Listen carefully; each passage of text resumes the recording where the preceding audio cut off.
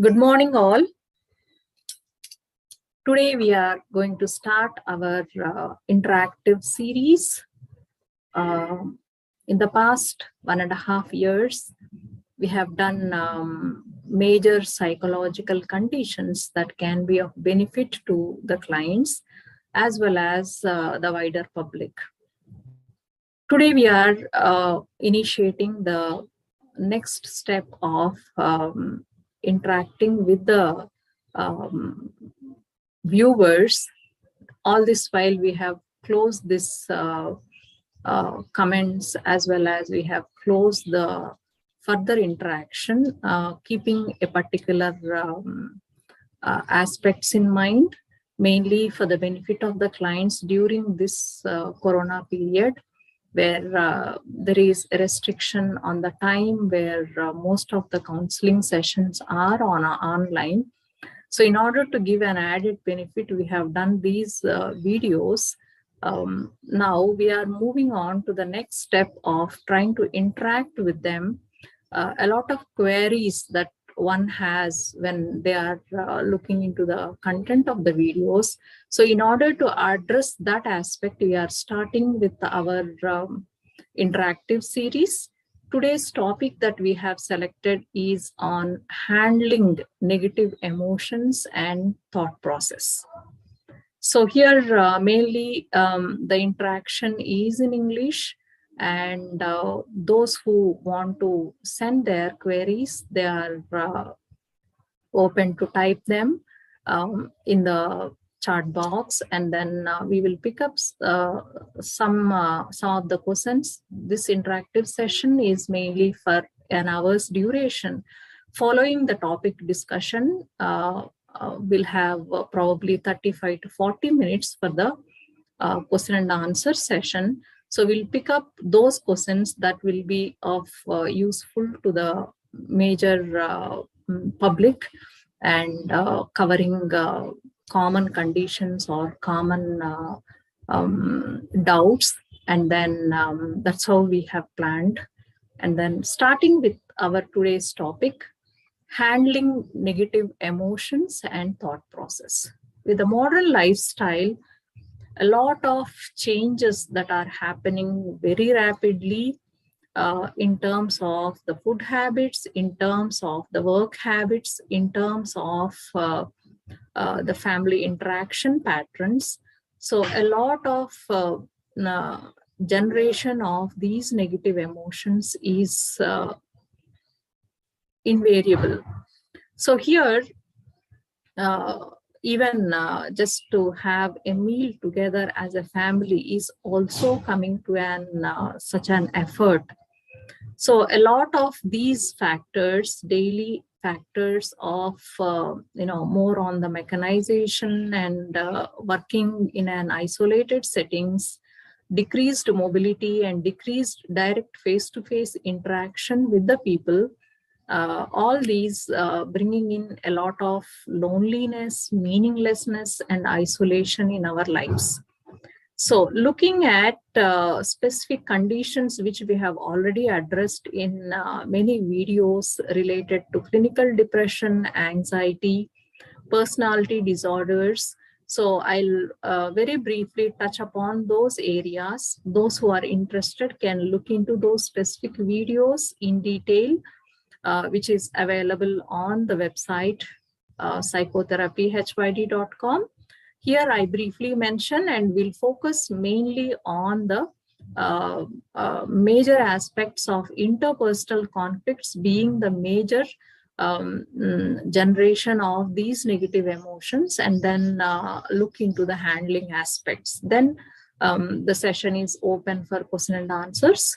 Here, mainly looking at some of the important conditions like clinical depression.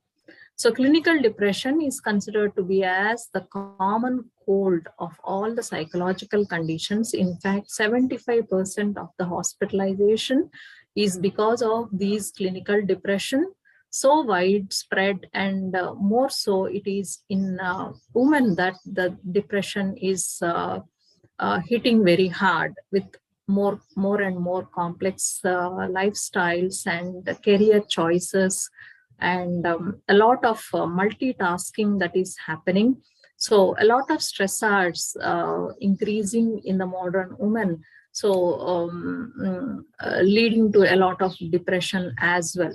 So generally, when we say depression, it is most of us has at some point or the other has gone through these depressive kind of symptoms, being tearful and very low, and not wanting to interact with anyone, shut down with all the social interactions, and sometimes when the depression becomes so overwhelming that you don't even want to kind of attend to your own biological hunger and sleep needs, sitting in one place for hours together, entertaining negative thoughts, sometimes leading to as severe as self-harming kind of thought process. So in clinical depression, the major aspect here is that the kind of negative thought process that happens within oneself, with the environment around them, or about their future becomes habitual over a period of time. And then even though the person is out of depression, the habitual pattern of negative thinking has become so automatic, giving rise to many automatic negative distortions. So if you look at some of the distortions, like selective abstraction is one of the cognitive distortion that is found in well established in clinically depressed clients, where they selectively look for the negative aspects in the environment, negating the positive aspects. So they are called selective abstraction. And one other condition called overgeneralization. Here, taking one particular instant and then making sweeping conclusions like everything is negative or everyone is negative kind of a picture. So personalizing is one another kind of cognitive distortion, where they take the personal responsibility for things that they are not responsible, ending up into a kind of guilt and looking at themselves as failures. So these kind of cognitive distortions, well established in clinical depression, will become a habitual pattern in spite of the person coming out of the depressive episode after a couple of months, either by spontaneous or by some professional help. But the negative thought patterns that they have set in will continue. So this is one of the important aspects. And the anxiety conditions are another major areas where a lot of negative emotions and negative thoughts, such as fear, such as tension, and a lot of avoidance, that usually it is the basic survival mechanism for all of us. When there is a danger, when there is a real perceived danger in the environment, like say for example we are crossing the road and an unexpected speeding vehicle coming in our way, the immediate response is to kind of jump back and protect ourselves, which is considered to be a kind of positive anxiety that is helping us to handle the situation. But here, mainly in anxiety situations, it is the not so unsafe situations where they are kind of a lot of misinterpreting the situation, or a lot of over assessment of the situations, ending up them into kind of avoiding the situations and fearing them, and then getting into a lot of panic kind of situations, a lot of generalized thinking over day-to-day conditions, the day-to-day routine that they have to go through is considered to be a kind of anxiety. So which we have widely covered: panic disorders, anxiety conditions, social phobias, agoraphobias, in different headings. When you look into the specific videos, you'll find more details. We are not getting into the details as of now. So the basic thing here is the negative assumptions, the negative assumptions where they have developed over a period of time because of their anxiety. Most of the times, the seeds of this anxiety are setting in their childhood, and then when they are exposed to specific stressors, they start surfacing and then start expressing all these anxiety situations. So that is one of the major clinical condition, anxiety, different anxiety states. Looking at personality disorders is another condition, a kind of group of conditions where it is considered to be like the person who is having this particular personality disorder. There are around 7 to 8 personality disorders, put under 3 clusters.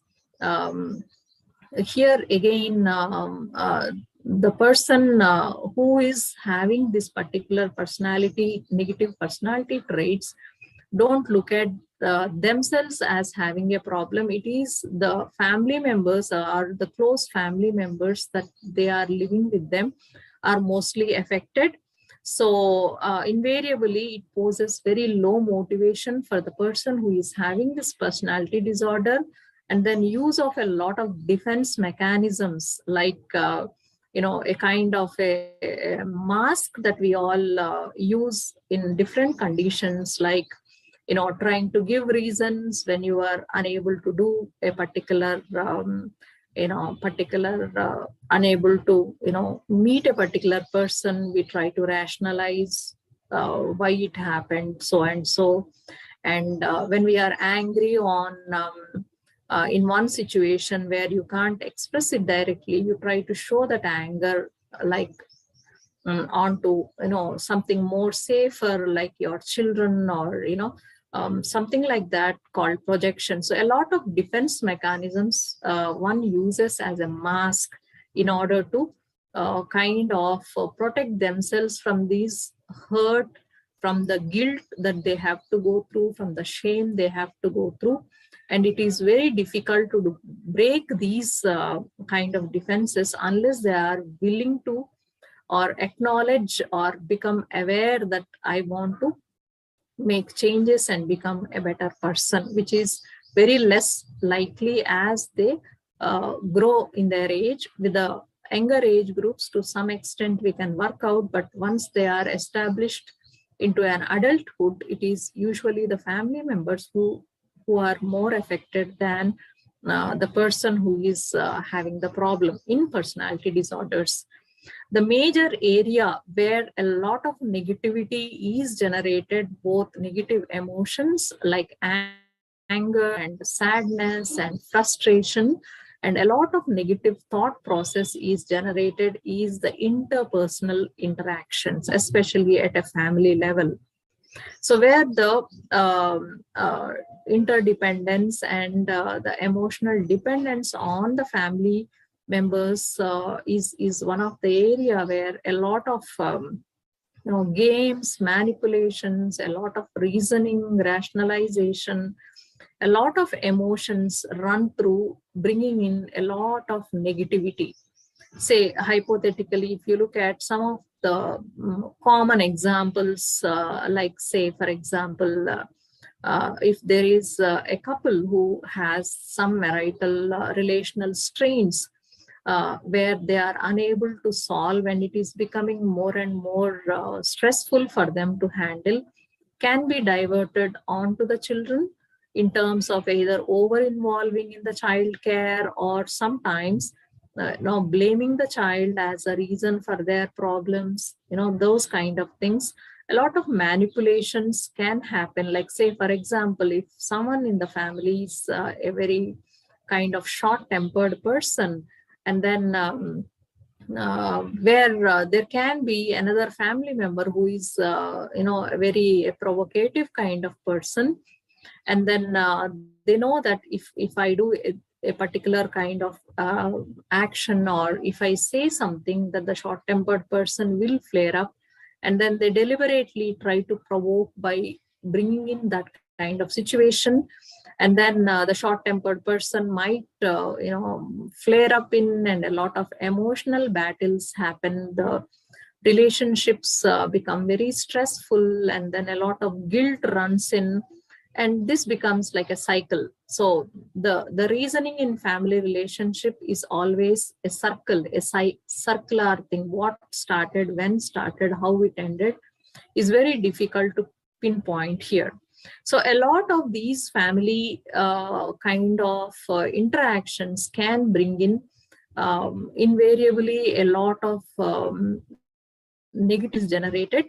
And the other less important areas like obsessive compulsive disorders, where on a daily basis they are kind of come up with a lot of negative thought process related to spirituality, related to cleanliness, related to kind of keeping things in order, and so on.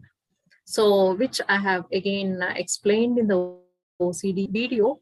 And other conditions like chronic alcoholism and impulse control or aggressive problems. So these are all, most of the conditions are, make the possibility of these negative emotions more and more into a habitual pattern. So looking at the handling, how to handle these negative emotions. So mainly the handling again depends on specific conditions. In depression, basically we look at it more on structuring their daily activity, bringing in more positivity by increasing the productivity level on a daily basis, focusing on identifying their distorted negative assumptions kind of thinking, and then helping them to restructure them into more a positive kind of thinking at a clinical level, at a counseling level. And anxiety conditions, again, for each specific anxiety conditions, working on their coping mechanisms, and then helping them to expose to those actively avoided situations because of their anxiety, and also restructuring the negative emotions, negative assumptions, like say a word on the negative assumptions, like here the person might have a negative assumption, like it's like a belief, a negative belief. So if the person has a negative belief saying that I'm a boring person, whenever there is a situation in a kind of interaction, interpersonal interaction, if the other person is not saying hello to them, and then they think that, oh, I'm a boring person, so this person is avoiding me.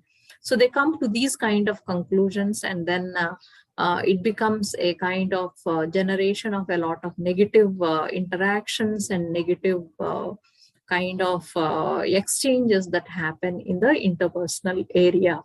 So working on these negative assumptions through specific scientific procedures is what we do in these anxiety conditions. Personality disorders, as I told, that their motivation level again depends on at what age they are clinically coming for counseling, and then how motivated they are and how self-aware they are. A lot of other factors influence, and then a lot of work with the family members is also in progress with these personality disorders. The more longer, the more aged the person is, the less likely that they might mend with the therapies or even medical psychiatric medication. So the main focus being again on the interpersonal conflicts, how to handle these negative emotions and negative thinking at an interpersonal level. So this is where we will focus a little more. And then a lot of, hopefully a lot of people might be having questions about these interpersonal area. So I'll try to bring in a little more focus on this particular aspect. So how to handle the negativity that comes with the interpersonal area or social interactions. So it again depends on at what developmental stage the family is in. Let us say if it is at a couple level, couple level where, it's only the couple just married or few years of marriage where there is a lot of relational issues, where the motivation is at their high, and then they are willing to work through their relationship. So a lot of open communication, and then problem solving, and then trying to work out with or without the help of the professional counselors. Uh, and again, the kind of environment that is there with the young children, a lot of changes that has to bring in a lot of disciplinary changes, as well as the environmental restructuring that has to happen with the parental help.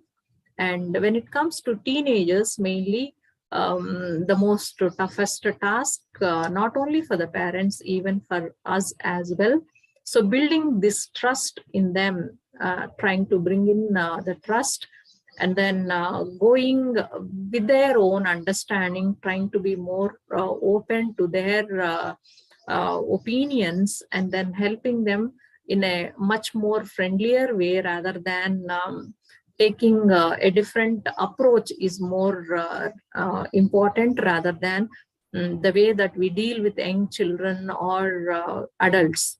So here, again, adolescent is an age where the personality is unfolding, and careful handling of the emotions as well as negative thought process that are generated, the kind of culture, the kind of disciplinary kind of environment, everything matters here.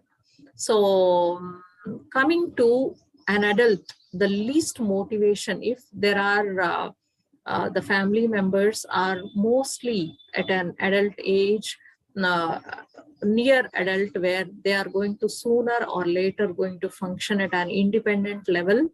Here again, there is less scope for change, because the interdependence comes down a lot, and then the motivation is very low, because they are going to start functioning on their own, maybe as a family, maybe as an individual adult. So again, the major resources of working with these interpersonal interactions at a family level is the kind of motivation they have, as well as the affection and love that they have, and the way that they have handled different stressors at different stages in their life. All these bring in a kind of based on the kind of resources that we can generate. So generally, when it comes to adults in the family, usually the motivation for change is very less. Ultimately, the crux of any relationship is being able to be adaptive, being able to accommodate and make adjustments with each other, and working through the problem area, and trying to bring in the togetherness, which is, here plays a major role.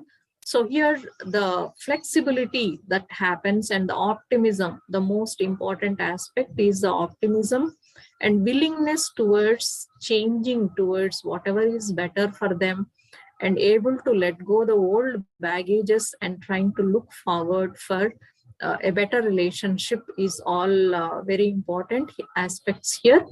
At an individual level, most of these family situations may not come to the clinical attention in such conditions where in conditions where um, when at a family level, trying to channelize these um, negative emotions towards something that brings in a positivity. It's more like replacing the negativity with more of a positive kind of activities, be it nourishing interested hobbies, or making a little more productive activity schedule on a daily basis, focusing more your energies on trying to bring in more productivity. It can be like, let us say that homemakers, where these days They do a lot of extra kind of activities like terrace gardening, or a kind of baking activities, trying to set up a small online kind of shops. So all these things can help them to kind of put their negative energies towards something more productive and more positive. Nourishing their hobbies is one other way, especially when you are depressed.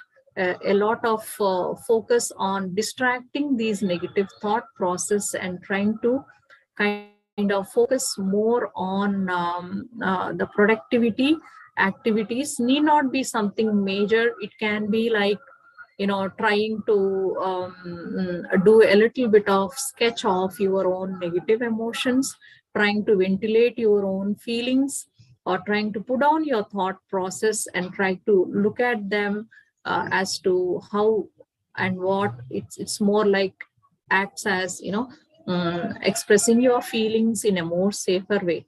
The most important aspect is when you are in this vulnerable stage of negative thought process and negative, going through the negative emotions, with whom you are sharing is also very important.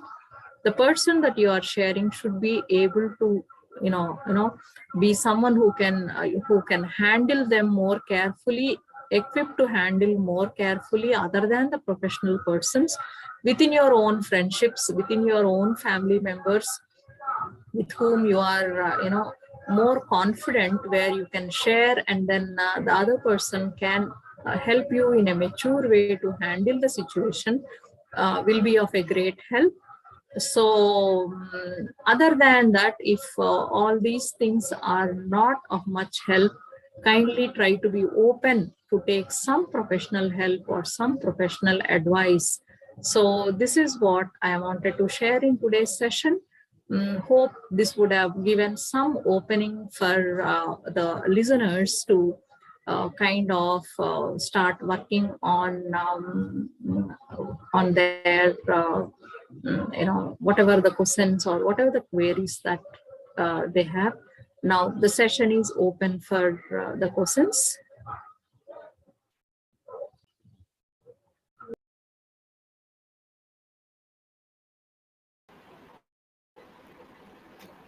Hello. So you have heard the brief introduction to the topic, and then there are not much questions, but I can try to look at some of the common questions that usually come up when a topic like this is there. So there's some question that here: how to face negative feelings coming from the close family members. So here, when it comes to close family members, so since you are related to the person closely, uh, the negative feelings might be having some basis. So the first and important aspect is to have some introspection as to from where these negative feelings are cropping up. Is it anything that has happened from where the negative feelings are coming in? Some amount of introspection will help yourself to look into the possibilities from where this negativity is coming. So if you feel more or less that not much is done from your side, then you can look into uh, the kind of situation, or try to openly communicate with the family member as to where things have gone, not gone, or what is the area of friction, and then from where this generation of these negative feelings or thought process is coming in.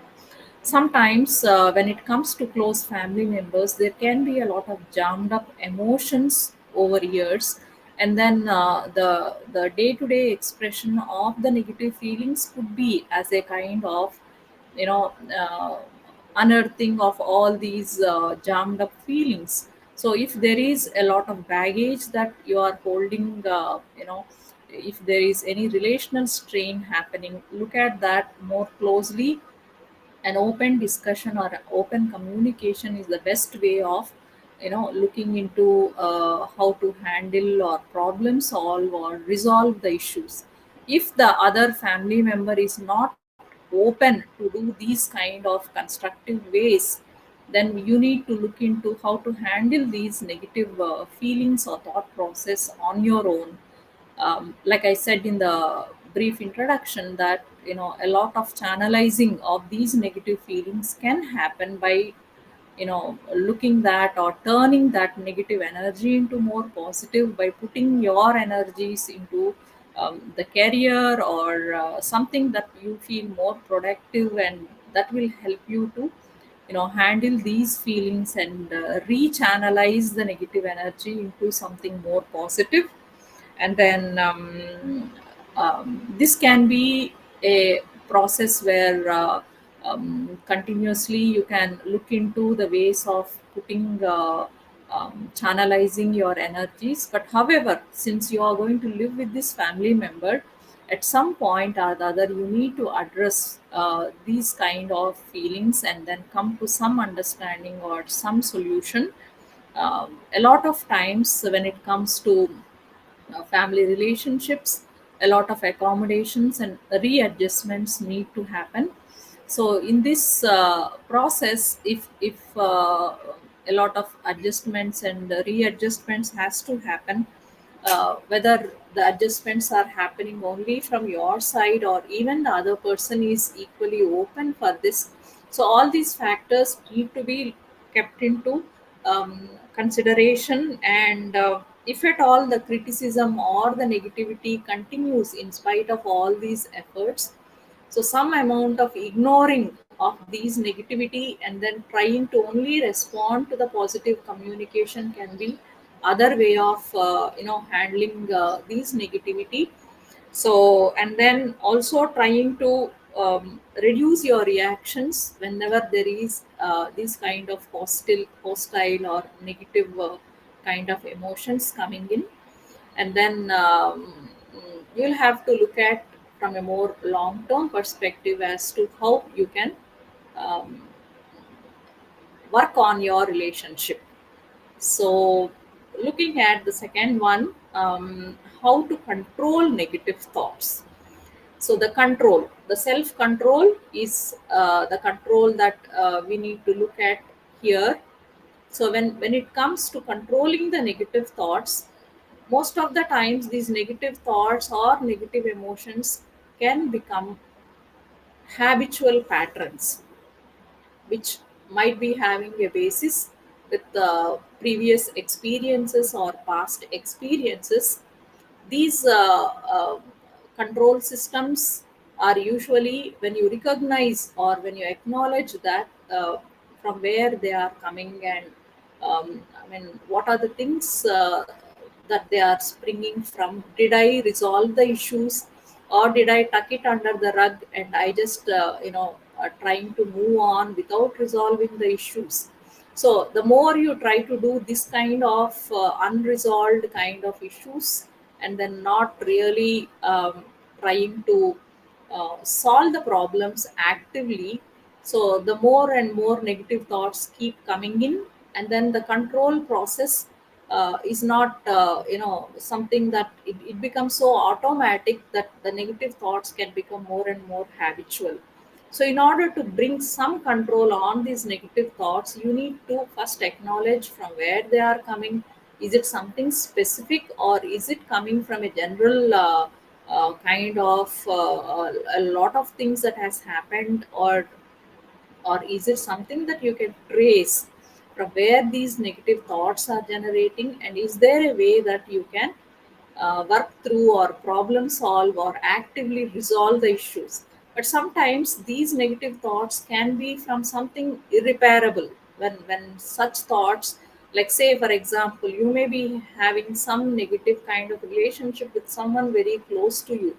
The person may not be alive anymore, but then the negative thoughts might still be bothering. In such cases, it's important that for you to accept that the person is no more, and then these negative thoughts have no meaning, and then you need to start working through by kind of remembering the positive experiences that you had with that particular person, and then try to replace them. So the only way to take out some negativity is to replace it the positive. How to replace, bringing in some replacement of these thoughts, positive thoughts. So again, the channelizing, where you can try to keep yourself into a more productive activity, and then try to have much more meaningful kind of routine, try to bring in more meaning into your day to day life, so that you don't have to have much time or aimless time where you can sit and entertain these thoughts, or work on their thoughts. So the control is mainly on, if they are continuously happening, then if the relationship, is it coming from a relationship, what is the source? You need to trace out the source from where it is coming, and then try to look at, is there a way to fix this negativity? If the control factor or the relationship is no more, then you need to look at it more, a kind of accept it, and then try to channelize these negative energies into something more positive. So sometimes it also can happen that there can be irreparable losses. A lot of negativity comes from, say, business loss, or loss of prestige, or loss of social status, a lot of uh, loud uh, loss of people whom you are close to. So how to work out these kind of losses? So the first step is towards accepting and acknowledging that at a conscious level, yes, the damage has already happened. There is a financial loss, and then there is a loss of prestige. What is more important is to look at it as to how I can gain back the energies, how I can get back, and then start propping up, and start looking at how to, uh, come back to the position where may not be the similar position, or slow and study how I can work on this. So a lot of time acknowledging is more important, and moving on, and from where, what mistakes have been done, and from where this loss is coming up, is there a way that I can recover if it is coming from, say, from a business kind of financial or a material kind of a loss. So material loss can always be regained at a later point when you look at the reasons for this loss, or you can always put your energies into some other area where you might try your luck into some other material gain. But when it comes to interpersonal loss, it can be something more long term and permanent. In such cases, it could be kind of a divorce, or a separation, or loss can be because of moving apart, or it can be because of the death. All these things where you need to understand that at some point or the other, this loss is something that each one of us need to face, and then we need to work through as to uh, uh, remembering the pleasant time that you have spent with them. And then yes, there may be negativity associated with them as well, but when the person is no more, still brooding over this negativity makes no sense. So try to look at more into the positive aspects of it, and then try to see how you can kind of accept the fact, and then see if this loss is helping you, or trying to look a little more deeper into your own self, and is it an opening for some other new experience. Look into a little more retrospective, and then try to reflect on uh, whether it is opening the door for, say, if you are a religious person or a spiritual person, is it something the suffering that you have gone through is opening, the pain is opening another way of coming close to your spirituality, or any such channel is opened. So in such cases, is there a way um, that I can focus on, and then rebuilding a new area to, you know, alternate or replace the loss. So, looking at another question here, due to COVID, can a person have depression setback?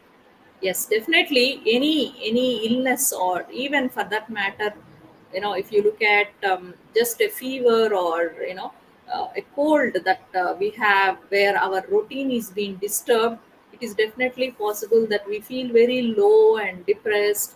And then until we get back to that routine again, it keeps um, bothering us, that we feel very low, and then we will be desperately looking back at our regaining back at our day-to-day life. So depression can again depend on how you are looking at this, be it COVID or any other infection, or sometimes it can be a long term illness, like say a diagnosis of say cancer, or having some heart element, where you may have to look at it as a diabetes, for that matter, very common condition, diabetes, where you need to live with that for some time and then accept it. So in such case, some amount of depression will definitely set in. And then we need to actually understand that this is something that I need to go through. And then if it is like say a COVID condition, you know that it is something temporary, and then within a week or two you are going to move out of it, and then things are going to go back to a normal situation. But if it is a long term condition like a diabetes or a heart element, or something to do with a kind of long term chronic kind of health issues, in such conditions, accepting and then see what is the best way of um, you know becoming symptom free, and then maintaining yourself in a healthy way, that is more important, rather than only crying over the broken milk. It is important that you need to look at it as more, how to handle it both medically as well as psychologically.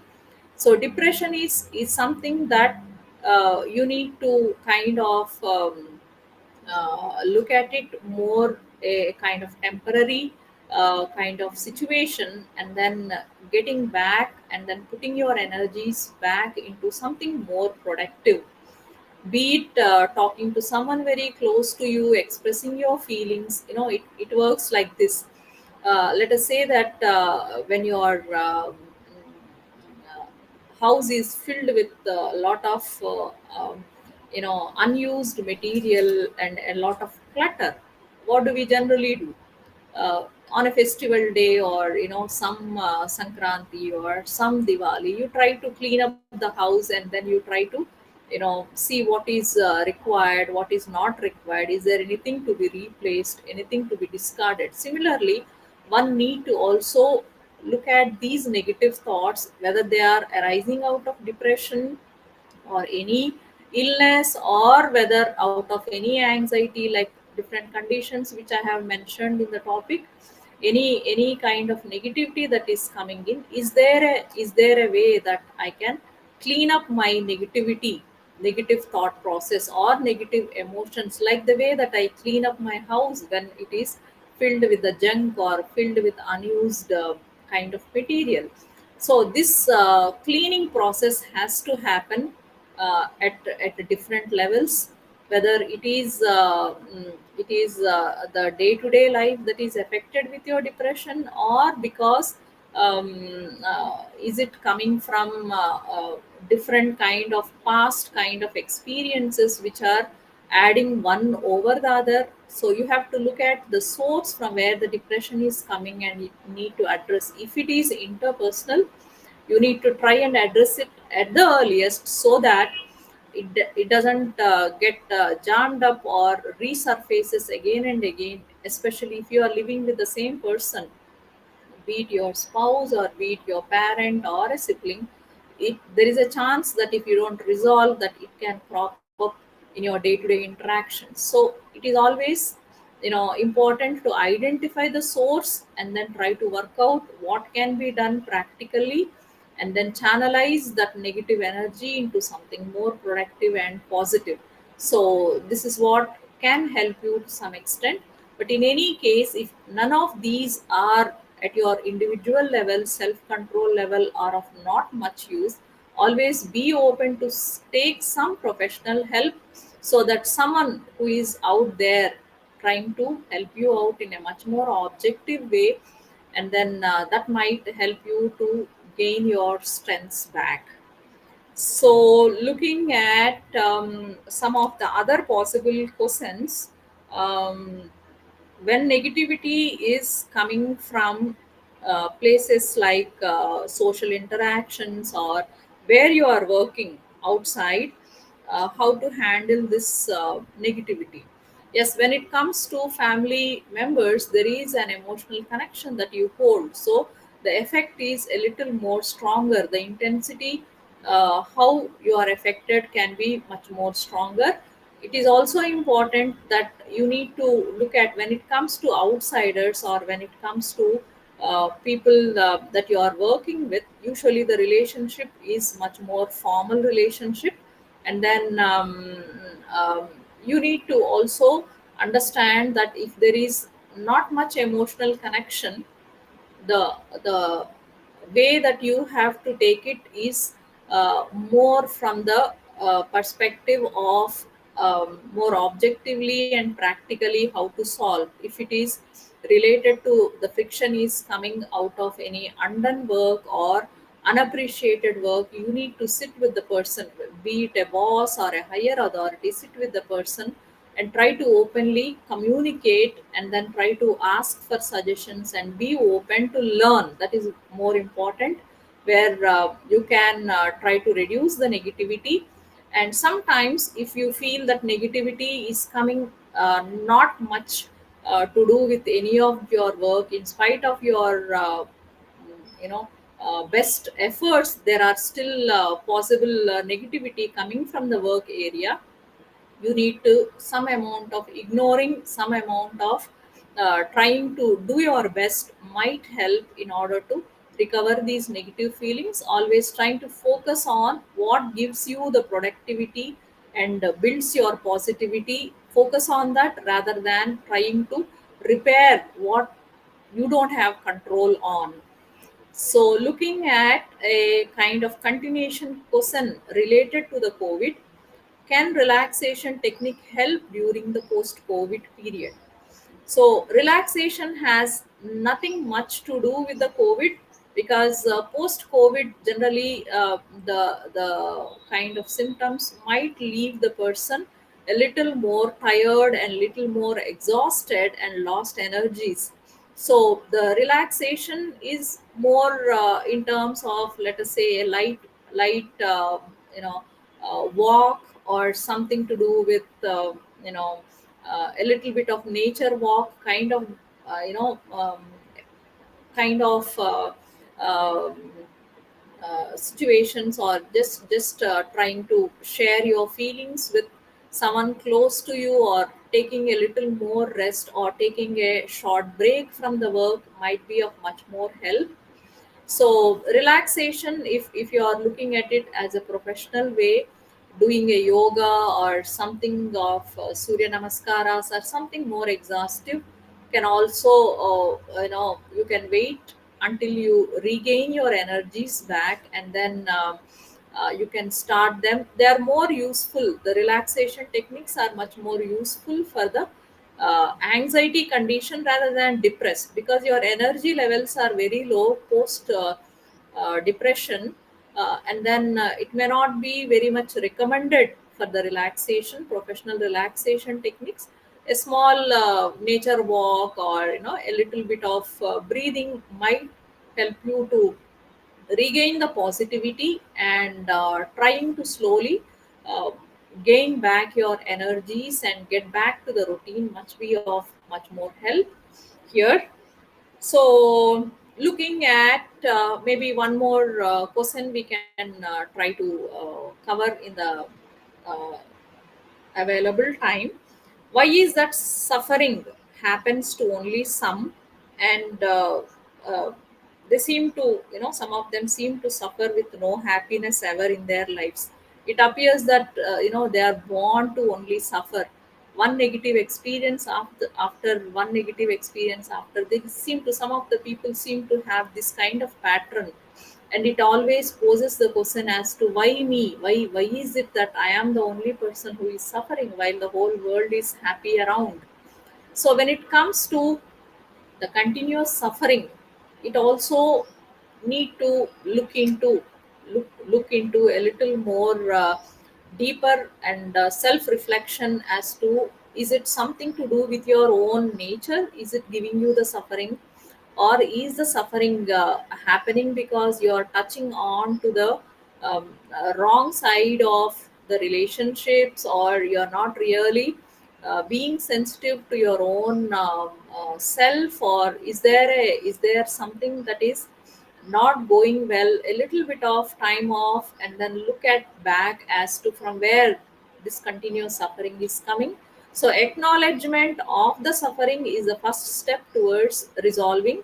So from where this suffering is coming, you need to look at, is it a financial loss, is it something unrealistic kind of goals that you have set for yourself, which is meeting with some kind of barriers always, or is it something that is the suffering is also an indication a little at a higher level, is it something trying to indicate you that you need to look the life beyond what you are at this point of time.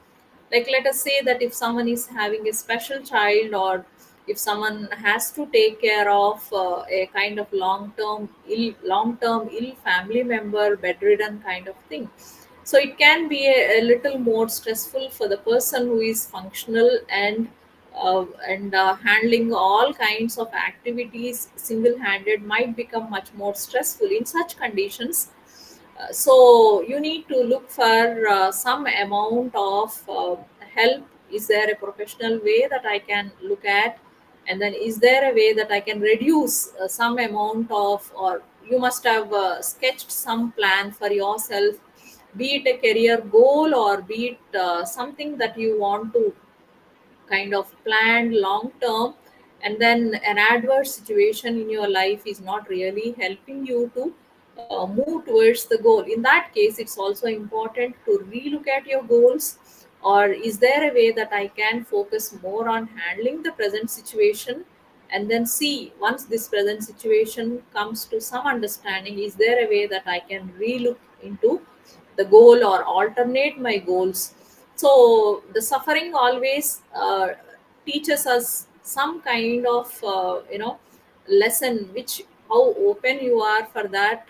Like I said in most of my previous videos, if there is a problem, the way that you look at the problem, whether you look at the problem as a growth point, be it a relationship or be it anything for that matter in your career, whenever there are problems coming up, if you are looking at it as a kind of a growth point, then you look forward and then try to see how you can work through that and try to resolve it, or try to handle the situation in a much more practical way, at an emotional level, at a kind of practical level.